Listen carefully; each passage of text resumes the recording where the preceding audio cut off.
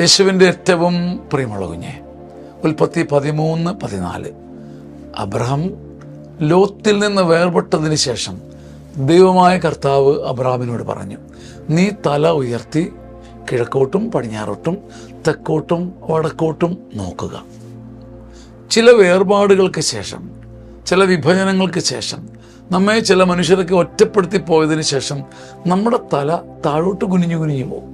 നമ്മുടെ ആത്മാവ് താഴോട്ട് വീണു പോകും. നമ്മുടെ സ്വത്വം, നമ്മുടെ പേഴ്സണാലിറ്റി മങ്ങി മുനിഞ്ഞു കത്തിയ വിളക്ക് പോലെ പോകും. പക്ഷെ ദൈവമായ കർത്താവ് പൊന്നുകുഞ്ഞ് നിൻ്റെ മുമ്പിൽ വന്നിട്ട് പറയുന്നുണ്ട്, നീ ശിരസ് ഉയർത്തണം. ചില വേർപാടുകൾക്ക് ശേഷം, ചില മുറിവുകൾക്ക് ശേഷം, ചില ആത്മീയ മുറിപ്പാടുകൾക്ക് ശേഷം നിന്റെ തല താഴുന്ന സമയം നിന്റെ അടുത്ത് കർത്താവ് നിന്നിട്ട് പറയും, കർത്താവ് നിന്റെ തല പൊക്കിത്തരികയല്ല, നിന്നോട് തന്നെ നിന്റെ അന്തരാത്മാവിൽ ദൈവശബ്ദം പറയുന്നു, നീ തല ഉയർത്തി നോക്കണം.